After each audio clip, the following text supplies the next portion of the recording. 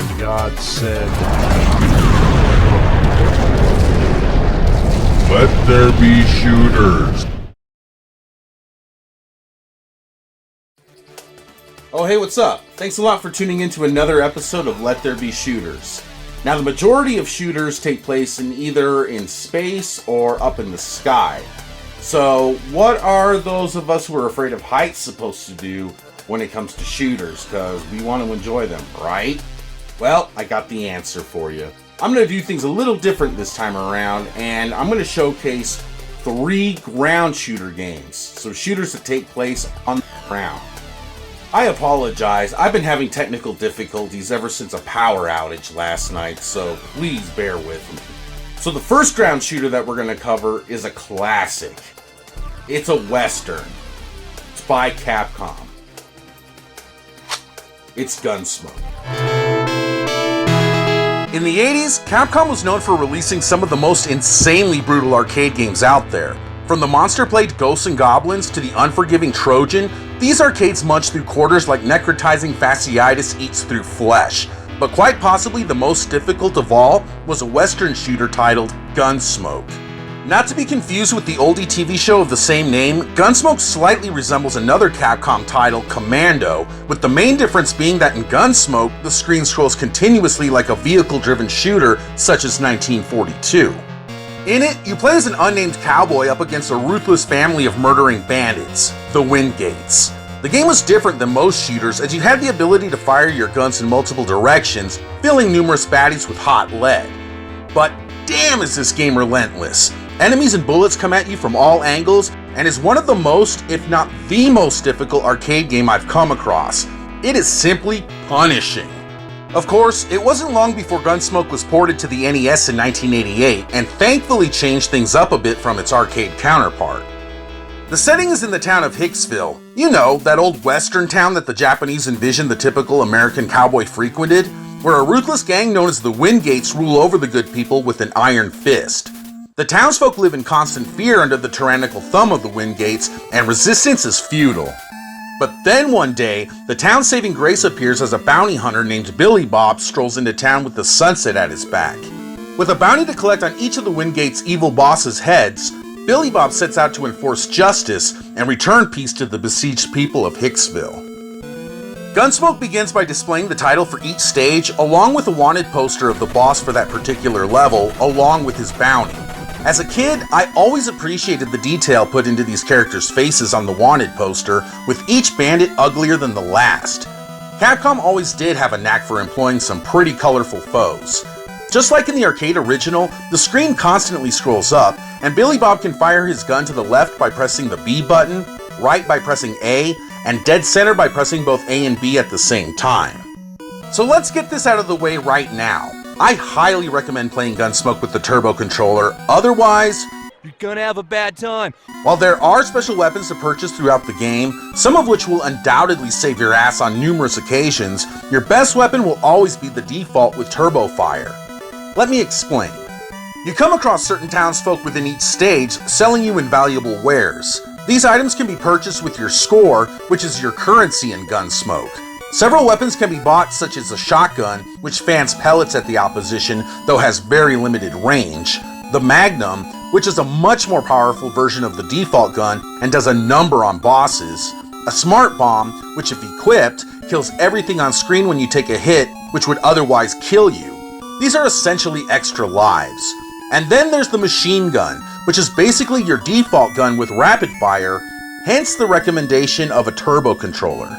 These special weapons require ammunition, which is dropped by the dead. Instead of relying on ammo for the machine gun, which is in my opinion the most important weapon in the game, turbo fire has the same effect without limited bullets. While the other weapons are without a doubt useful, rapid fire will be your best friend here. Unfortunately though, if you're killed while a special weapon is equipped, you will lose it and will have to repurchase it all over again. Luckily, points are plentiful as enemies drop bags of money and each kill nets you some cash. Other items are dropped as well, such as boots, which increase your speed, rifles, which increase firepower, and staples within the Capcom universe in the form of yashichis. The red ones grant you an extra life, while the blue ones offer limited invincibility. And of course POWs, which obliterate every enemy on screen sans bosses.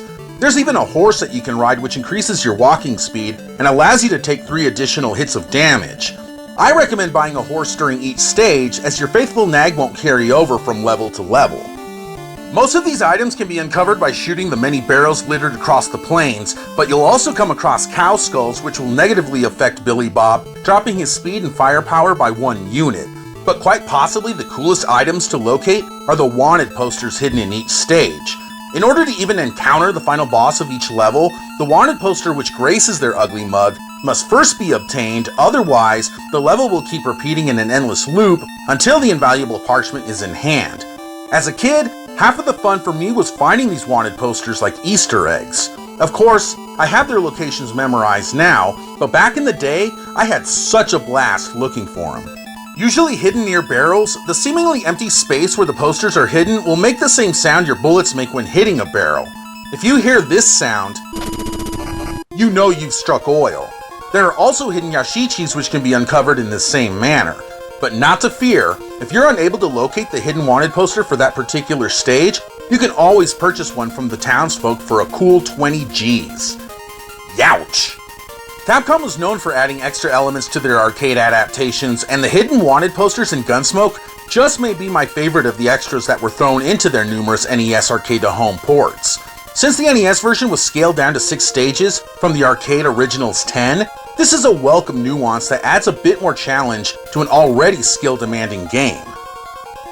The graphics are typical of early Capcom NES games and looks pretty good for a 1988 title. The music complements the Western motif splendidly, with Gun.Smoke's instantly recognizable Western twang of the first stage to the Native American theme which accompanies the genocide-driven massacre that is level 3. Even each boss has its own theme, with the ninja's anthem sounding like it came straight out of the Legend of Kage.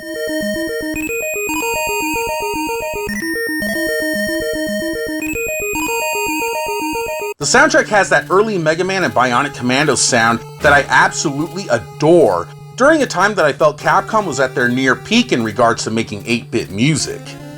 And let's not ignore the artwork. Why does Gun.Smoke have 2 different covers? This tame cover was the first one that I had seen, and I had actually read several years ago that because the word bar was in the background, the artwork was swapped in favor of this one, which is the better of the 2 anyway. Yet, what is this down here? Saloon? I honestly don't know if this story is true or not. Do you know why Capcom changed the cover art? Gun.Smoke, while not even close to the brutality that is its arcade brethren, is still a fairly challenging game, even more so with a regular controller. If you've yet to try this one out, I highly recommend it, as it is one of those NES games that I still pop in regularly, with my NES Max of course. The game is just a ton of fun, is challenging, and is one of the best Western-themed games I've ever played. Billy Bob is a badass, and has a lot of lead poisoning to administer.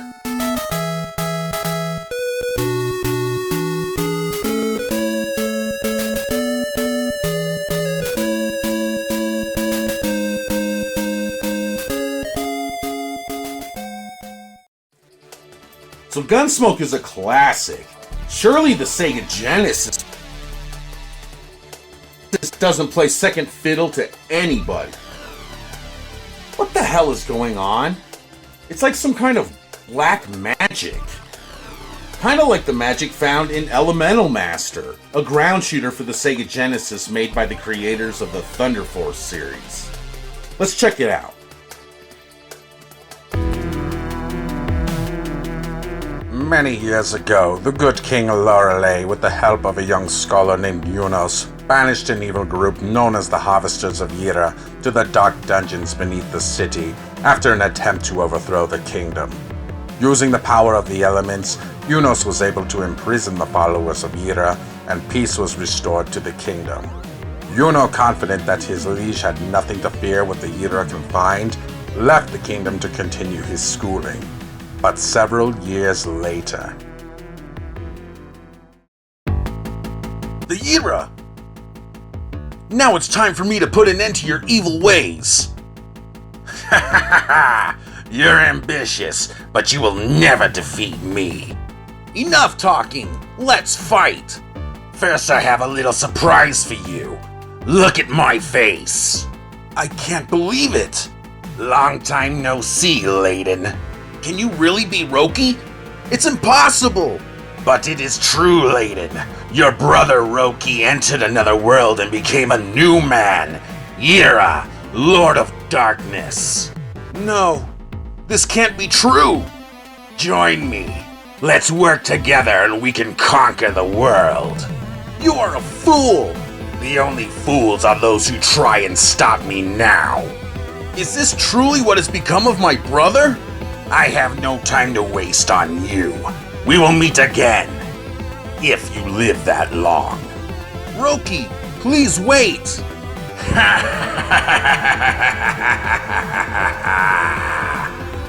King Lorelei's heroic sorcerer Arya had betrayed him and liberated the harvesters of Yira. Lorelei's strongest knight Layden discovers that this traitor is actually his brother Roki, and he must be stopped no matter the cost. Layden sets out on a quest to retrieve Yunos' elemental powers to vanquish Yira and become the Elemental Master.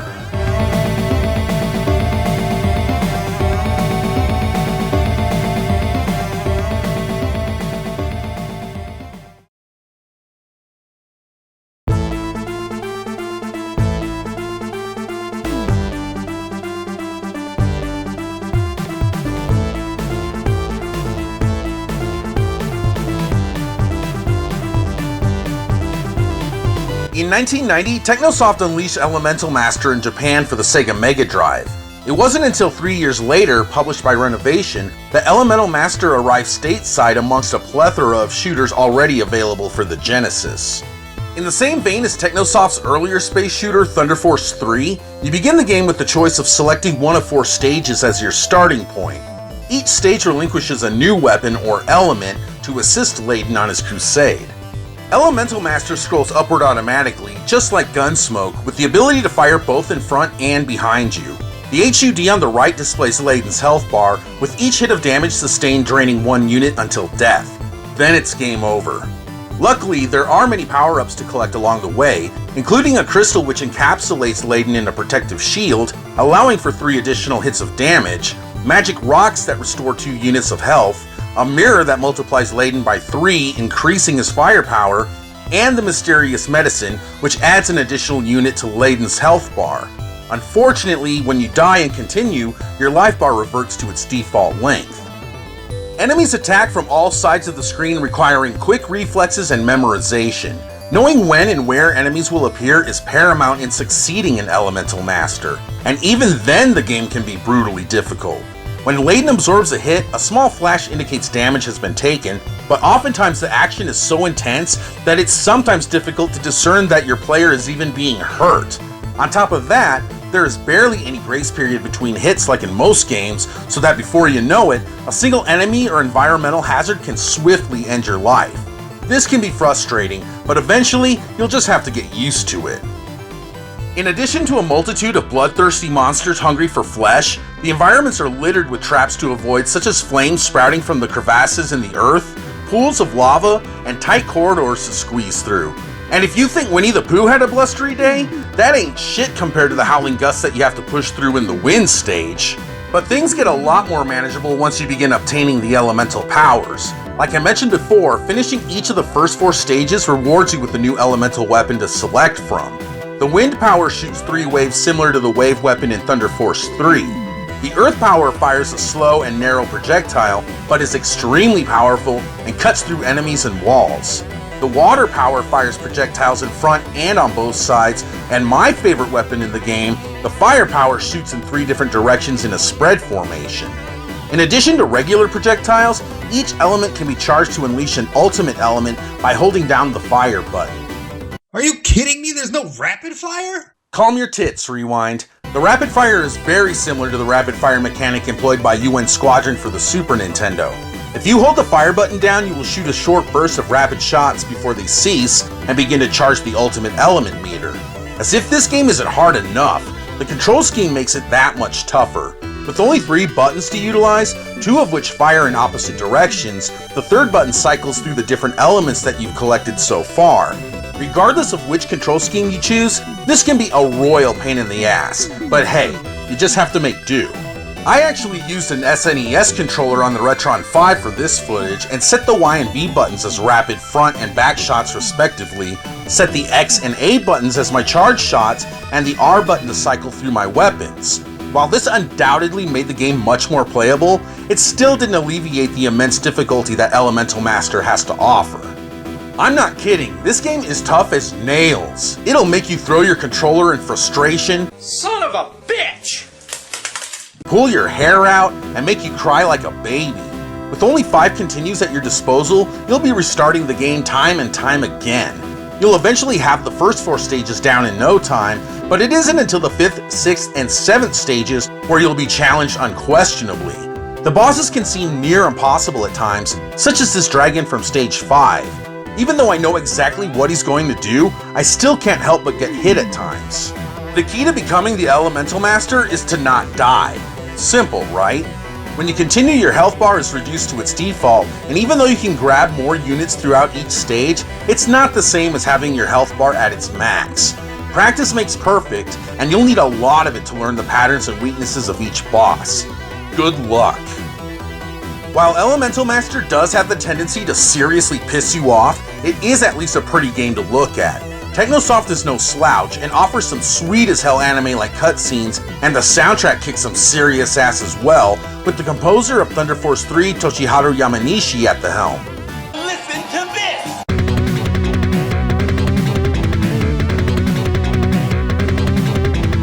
Even a lot of the sound effects are straight from Thunder Force 3 as well. That's just freaking awesome. Even though Elemental Master can be extremely frustrating due to its unforgiving brutality, it is still an excellent game. Unfortunately, the game's price is also brutal these days, so I would only recommend this one for serious shooter enthusiasts. But if you're looking for a ground shooter with great graphics, an excellent soundtrack, and a harrowing challenge, then look no further than Elemental Master.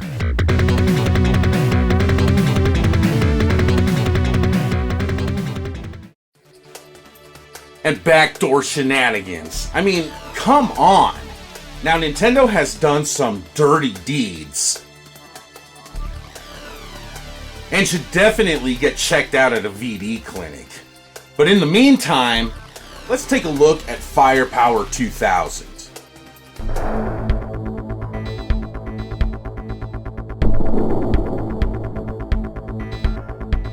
In 1988, Tecmo released an arcade game called Silkworm, a side-scrolling shooter in which you can select either a jeep or helicopter to wipe out an army of bad guys.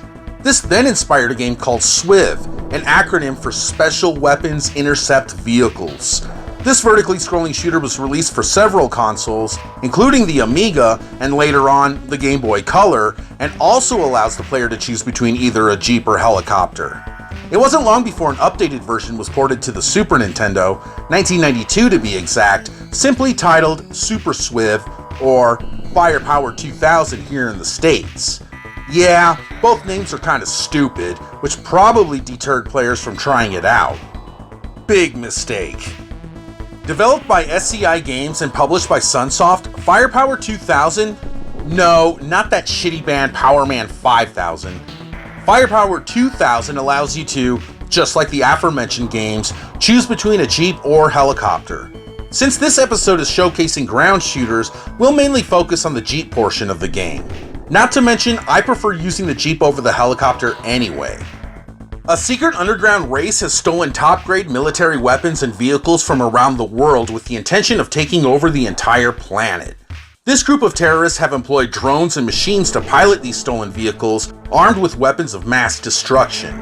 It's up to you to infiltrate the enemy's base and put an end to their nefarious plans of world domination. From the get-go, the screen scrolls up automatically with aircraft swooping in for the kill. The Jeep is more like a tank, with a turret that can rotate, allowing you to fire in 8 different directions. Aiming the turret and then holding the fire button will lock it into place. This, in my opinion, is a huge advantage over the helicopter, as the chopper can only fire straight ahead. The Jeep has to avoid obstructions and obstacles on the ground, as opposed to the copter, which can fly unobstructed over everything, though it has to avoid airborne foes, who at times can be simply unforgiving. The Jeep can drive under these same enemies unscathed, but are still susceptible to their bullets. Yellow crates can be destroyed to reveal items, such as 3 different kinds of bombs and power-ups for a number of regular weapons. You always carry 3 default weapons in tow. Missiles, which are the quickest weapon and once powered up shoots faster projectiles in a wider range. The plasma gun shoots a single stream of ammunition and turns into a spread shot after several power-ups have been collected, and the flamethrower, which has very limited range but naturally packs a bigger punch than the other 2. Later on in the game, you can also collect other weapons such as the laser. These weapons can be powered up to a maximum of 7 levels, and if you should perish, and believe me, you will, a lot, your weapons will be downgraded by 1 level when you respawn. The first stage is littered with all kinds of obstacles impeding your path, so maneuvering around obstructions and enemies is key to survival. Memorization also plays a large role, as the screen can scroll either to the left or right, and knowing the enemy's location, not to mention knowing where the crates are stashed, is impertinent to staying alive. Stick to just one side of the screen, which is easy to do when enemies basically paint you into a corner, can result in missing much needed power-ups and items. Bubbles can be obtained, granting you invulnerability for 12 seconds, or simply destroyed to ignite a smart bomb that clears the screen of baddies. The Jeep is also able to jump short distances, but I found that I rarely used it, if ever, except on the volcano stage where you have to jump over lava pits. The control scheme is a bit iffy in my opinion, with the bomb button set to A while the fire button is set to Y. You really don't ever want to release the fire button, so I end up holding the controller like this. Very uncomfortable. And using bombs is a must in this game, and will save your bacon on numerous occasions. Your weapons can be cycled through using the shoulder buttons, which is perfect, but the preset control setups in the game unfortunately does not offer a better alternative for the bomb button's location. Weak. The music is dark, atmospheric, ambient, and different. Not what we've grown accustomed to for a shooter, but it totally fits this game and I love it.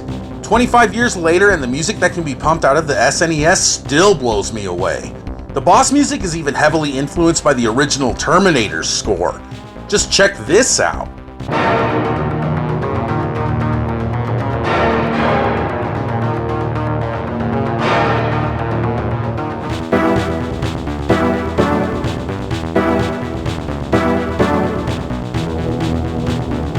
Now the graphics aren't spectacular, nothing to get a stiffy over, but they definitely get the job done here. The main thing to take away from Firepower 2000 is its difficulty. This game is brutal! And to add insult to injury, there's no continues. I find this unforgivable. Sure, you earn extra lives by racking up high scores, but practicing against a certain boss, especially Stage 3's bullshit boss, is a pain in the ass when you have to restart the game each and every time you get game over. Thankfully, there are stage select codes, so these can be used in place of continues. Still. And selecting which vehicle you want to use or even selecting a 2-player game is completely unintuitive, requiring you to access the option menu by pressing select sans prompt and going from there. Ugh. It's obvious these developers were more suited for making games on PCs rather than video game consoles. But despite these annoyances and an intense difficulty curve, Firepower 2000 is an absolute blast. The first 2 stages are epic in length, with roving vehicles to blast and trains to destroy, not to mention stationary structures to take down. You even come across parts in certain stages where you'll need to be transported into a boat, and even a jet that has to take down a gargantuan aircraft. It's pretty intense. And get this, there's hardly any slowdown whatsoever. On an SNES game, definitely some brownie points earned there. And then there's the option to play with a friend cooperatively. Player 1 assumes the role of Jeep, while Player 2 navigates the helicopter. I can only imagine how fun this is, but unfortunately, I don't know of anyone else who has played this game, and it's not one of those shooters that someone can just sit down with and get the hang of in one shot. It takes practice, damn it. The game isn't too expensive these days for a Super Nintendo title, so I highly recommend it. There's even a version that was released for the Mega Drive in 1994 called Mega Swift that has an additional stage, Although the audio and visuals aren't up to par with the SNES version. It still looks great though. Either way, if you live for challenging shooters that keep you on your toes, Firepower 2000 will without a doubt satisfy that itch and keep you thoroughly enthralled.